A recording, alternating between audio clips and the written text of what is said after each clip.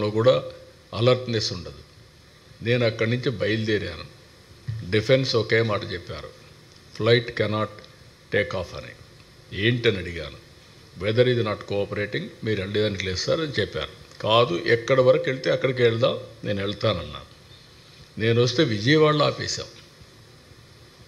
విజయవాడ నుంచి by road రావాలనుకున్నాను విశాఖపట్నానికి. By road రావాలనుకుంటే కాదు అని రాజమండ్రిలో చెట్లన్నీ అడ్డం పడిపోతే రాజమండ్రిలో నైట్ హాల్ట్కి అయ్యాం. అక్కడి నుంచి నెక్స్ట్ డే హెలికాప్టర్ తెప్పించుకొని ఇక్కడికి వచ్చాను. కలెక్టరేట్ కళావిహీనం అయిపోయింది. అన్ని చెట్లు పడిపోయి గందరగోళమైన పరిస్థితి. ఏ హోటల్లో కూడా నీళ్ళు లేని పరిస్థితి. ఇళ్లల్లో నీళ్ళు లేవు, కరెంట్ లేదు, ప్రొవిజన్స్ లేవు. జనజీవనం మొత్తం స్తంభించిపోయింది.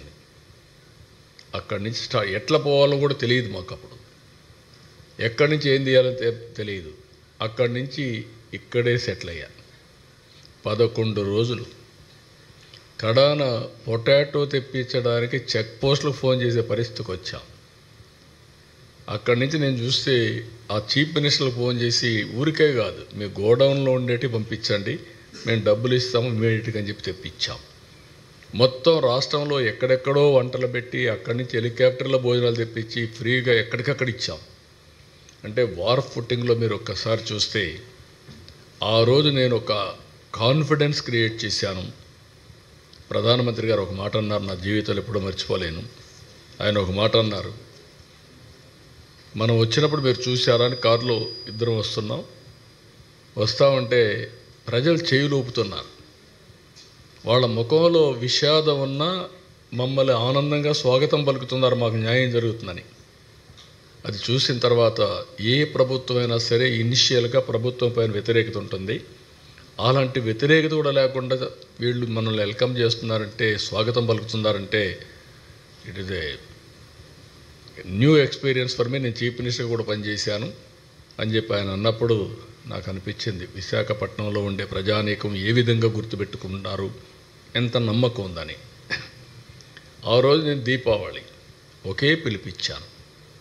దీపావళి రోజున మీరు కానీ క్రాకర్స్ కాలిస్తే ఫైర్ యాక్సిడెంట్లు అవుతాయి. ఎక్కడ చూసినా చెట్లన్నీ ఎండిపోయి ఉన్నాయి, ఆకులు ఉన్నాయి, చెట్లు ఉన్నాయి, ఫైర్ యాక్సిడెంట్లు అవుతాయి, చేయొద్దంటే ఒక్క క్రాకర్ కాల్చలా. దీపావళి జరుపుకున్నారు, ఎక్కడ టపాకాయలు కాల్చలా. నిన్న నేను వచ్చి ఒక పిలిపిస్తే మిడ్నైట్ బయలుదేరి వచ్చారు. ముసలివాళ్ళే ఆసనాలు వేశారు. It is a very inspiring. అంటే వాళ్ళు ఆ నమ్మకం అనేది, ప్రధానమంత్రి గారు ఒక మంచి ప్రోడక్ట్ ఇచ్చారు, ఆయన ప్రమోట్ చేశాడు. దాన్ని లాస్ట్ మైల్ తీసుకుపోవడానికి మేము చేసిన పని చాలా మంచి ఫలితాలు ఇచ్చింది. Wonderful experience. ఆ రోజు చేయొద్దంటే నిలిపేశారు, ఈరోజు రమ్మంటే వచ్చారు. ఇదే ఆర్కే బీచ్ సాక్షి, ఇదే కలెక్టరేట్, రెండు కూడా అలాంటి ఒక మంచి ఎక్స్పీరియన్స్. ఈరోజు ఇది చూసిన తర్వాత వినూత్నంగా కూడా చేశాం. మీరు చూస్తే 26 జిల్లాల్లో 26 థీమ్ బేస్డ్ యోగా కార్యక్రమాలు చేశాం. 100 టూరిజం స్పాట్స్లో చేయాలంటే 101 చేశారు. ఇంకొక పక్కన సూరత్లో 1,47,000 మందితో ఆ రోజు గిన్నిస్ రికార్డు వచ్చింది. ఈరోజు మనం 3 లక్షలు ప్లస్తో గిన్నిస్ రికార్డు వస్తుంది, క్రియేట్ చేశాం. నెక్స్ట్ ఎవరైనా చేయాలంటే 3 లక్షలు బ్రేక్ చేస్తే వస్తుంది.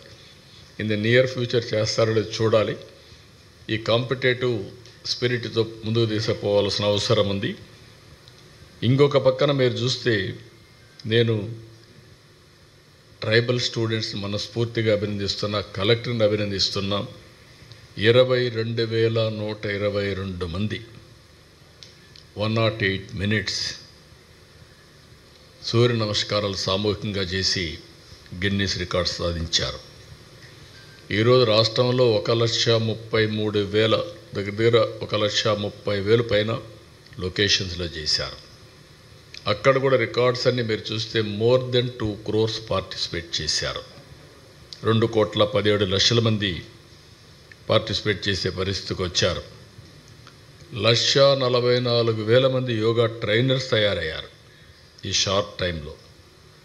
సర్టిఫికెట్స్ కూడా నేను చెప్పాను. 1,80,000 మంది 1 డే కానీ 3 డేస్ కానీ పార్టిసిపేట్ చేసి సర్టిఫికెట్స్ ఇచ్చాం. సో ఇవన్నీ కూడా కేంద్రం కూడా దీన్ని ప్రమోట్ చేయడానికి టీషర్ట్స్ అన్నీ దగ్గర 5 లక్షలు పంపించారు, మ్యాట్స్ 5 లక్షలు పంపించారు. ఇవన్నీ కూడా పర్ఫెక్ట్గా ఉపయోగించాం. డేటా అంతా మీకు ఇస్తాను. ఈరోజు ఆ డేటాను బట్టి మీరు కూడా ఆర్టికల్స్ రాయొచ్చు. మిమ్మల్ని కూడా మనస్ఫూర్తిగా అభినందిస్తున్నా. ఫస్ట్ టైం ఒక మంచి కార్యక్రమానికి మీరందరూ కూడా 30 రోజులు ప్రమోట్ చేశారు. పేపర్లో, టీవీల్లో, సోషల్ మీడియాలో ఎక్కడికక్కడ మీరు కూడా వాలంటరీగా సపోర్ట్ చేశారు. కానీ మీరు కూడా బెనిఫిషరీస్. జాగ్రత్తగా చేసుకుంటే, యోగా చేసుకుంటే మీకు కూడా స్ట్రెస్ తగ్గుతుంది. ఎందుకంటే ఈ స్ట్రెస్ ఫ్రీ లైఫ్ అవసరం. అలాంటిది మీరు కూడా దీన్ని అవలంబించాల్సిందిగా కోరుకుంటూ, మేము కూడా దీన్ని ఒక మంచి కాఫీ టేబుల్ బుక్ తీసుకొచ్చి ఇన్స్పిరేషన్ కింద ఎట్లా తీసుకుపోవాలనో లాజికల్గా తీసుకెళ్తాం.